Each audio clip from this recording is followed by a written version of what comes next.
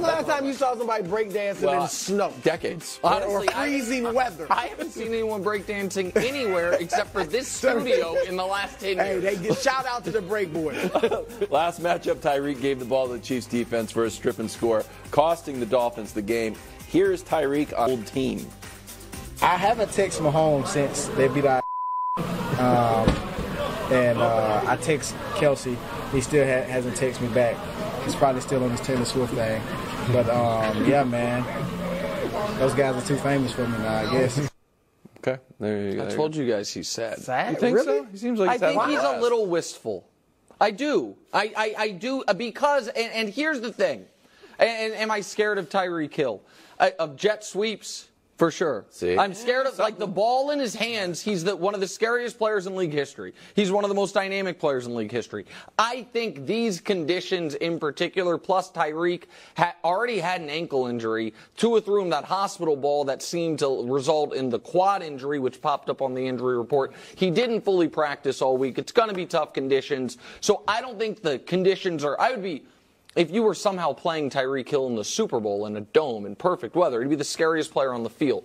I think in this game he's as unscary, that's not the word, I apologize, as Tyreek Hill can be, which is still somewhat scary. But the point that I was saying earlier in the week, and I think you're seeing it here, you're not hearing the same type of comments you've heard from Tyreek. That's a good point. You called that. At any point. At Tyreek, right when he got there, most accurate quarterback ever. This season, best offense I've ever been a part of. Going into the first game, you're going to get that work. Heard none of it right now. I do think some of the confidence has been stripped away from this Dolphins offense from even one of the most confident players, righteously confident, in league history in Tyreek Hill. I think he's confident in himself. He's just realized, we are what we are, which is a pretty good team, a finesse team, and we're not going to beat the big boys. All right, I think that's all it is. I don't think he's wistful. Sure, everybody would love to keep playing for Super Bowls and all that. But individually, as I said, he's gotten more recognition and shine. Not that he didn't get any in Kansas City, but he's gotten more in Miami. We weren't ever talking about him as an MVP candidate in Kansas City. We weren't ever even talking about him as a top 5 receiver. Can I ask you a question? Yeah. I didn't mean to interrupt you. I apologize. No. Okay, so now that he's gotten that, do you think if he could orchestrate a trade back there this offseason, he would? Because I do. Now that he's gotten it, it's like, hey, I'm great even without him, and I got my contract. I would think so. That I would, and I understand it's the weather and all that. I would if I were him. I wouldn't do it for $17 million. Right. It depends on the money. No, his contract's already there. I'm saying his contract is already signed. Would you rather play for the Chiefs? Of course. Yeah, absolutely. I think he always wanted to play for the Chiefs. But I guess my point is we're all saying that now. I don't think that was the conventional wisdom. Week 5. Here's what I'll say. Week 5, it was, this is the best offense. Tua might win MVP. Tyreek's going to have 2,000 yards. Right? That was, that's some where people, we were at. Look, I don't think he made a mistake. I'm not saying he made a mistake. Yeah, I think he did the right thing. Go get your money. You got your Super Bowl. Now you're actually doing better individually. So far, should they be scared of him? No. And I'm big on this. You guys obviously know this. How you do against the best teams. All right, everybody can go out there and score 30 against the Pistons. You even handicap the games against the Pistons, right? Yeah. So against the great teams, Tyreek has 2 touchdowns in 6 games against playoff teams. No games over 100 yards. I'm not saying Tyreek can't get it done against these good teams. I'm saying good teams know how to defend him better, and it's on Tua.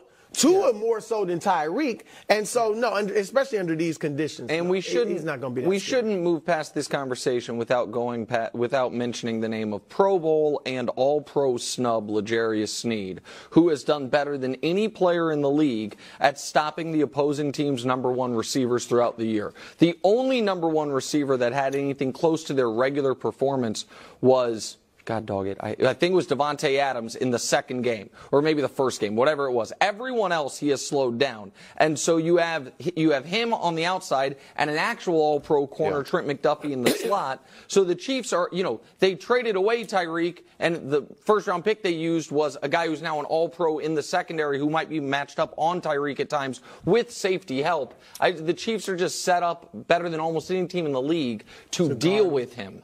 Yeah. Patriots have executed the Bill Belichick succession plan seamlessly by hiring longtime assistant Gerard Mayo. Kraft openly discussed Mayo as Belichick's heir apparent before the season. Here's his playing and coaching resume. He won a Super Bowl with the Patriots, Super Bowl 49. He's two-time Pro Bowler. 8 seasons as Patriots linebacker. He's been assistant coach, linebackers coach. It's a little bit odd because Belichick's not big on titles, but he was kind of the coach in waiting. Brew, do you like this hire? I said a few days ago that I think they should just clean house completely of anything related to Belichick. But I've changed my mind. After looking more into Gerard Mayo, the dude is impressive. Now, I know we'll see. We have no idea whether he'll be a great coach. But as an individual, he was a leader immediately on that team as a rookie. This is a team that's won Super Bowls. And he goes in there as a rookie and becomes a locker room leader almost immediately. The coaches respected him almost immediately. He sat in on coaching meetings when he was a player.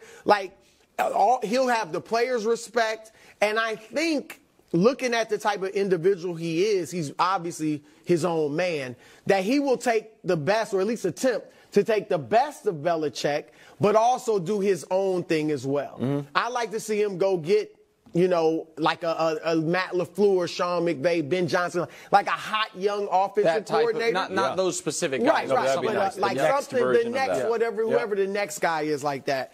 And then I think it'll be good. And I also throw this out.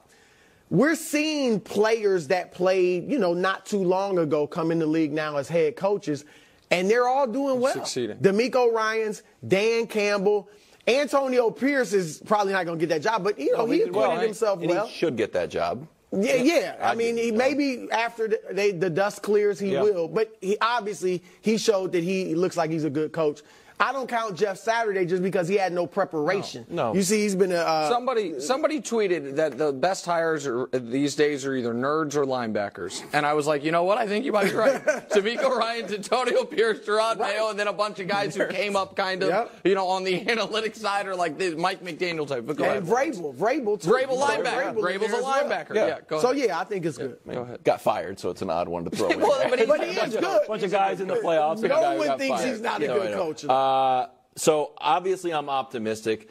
I love the idea of having a guy who's won a Super Bowl as a player and then you've groomed him to take over the team. I think it's very similar to what the Yankees did with Joe Torre, where it's like Joe Girardi won 3 World Series. Hey, you sit here, you know what it's like as a player, now you know what it's like to manage the team. You take over and then you win another World Series. So I think that's great. I also like this. The different ways in which the Patriots have handled the departure of a legend. Bill Belichick leaves. Kraft says, good news. We've been planning on this for a while. In less than 24 hours, Gerard Mayo is the leader of the team. When Tom Brady left, pushed out, maybe he wanted to leave, his house was for sale, whatever it is. We had no idea what we were doing. We said, Cam Newton. We got Cam Newton, and we're like shocked.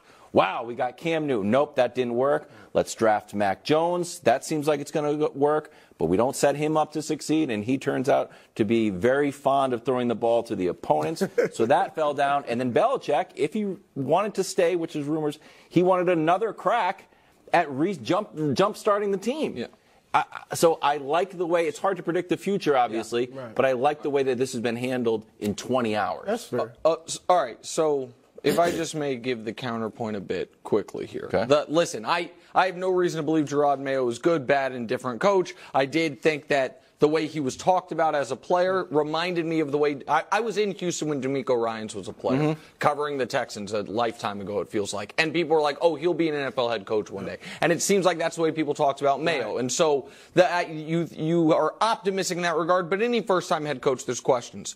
My concern especially after reading this very well done long-form Seth Wickersham, Don Van Natta, and Wright Thompson piece on ESPN about the end here, is some of this was the Krafts, most notably Jonathan, replacing the most powerful, experienced voice in the NFL with the youngest, least experienced coach there is. So all that other power falls at the feet of the Krafts, most notably the younger Kraft. And I'm always skeptical of that. And so you have replaced a guy who was your head coach, GM, and de facto team president for 20-some years. All those jobs have to be replaced now, and instead of hiring someone who at least has held one of them for it's first time everything. So it doesn't mean he won't be a good coach, but I do think that this next era of Patriot football is going to be very interesting to watch. How much Robert's involved, how much his son Jonathan Kraft's involved, and how much power Gerard Mayo has, no matter how good he is or isn't on game day. So that would be my That's interesting. caution. I mean, the question is, does the coach-GM combo work outside of Bill Belichick? Probably not. But does having the owner's kid be the de facto GM work? Usually not. Usually not. I think we're going to get a GM, too. Maybe. Dallas. Coming up, speaking of, F game.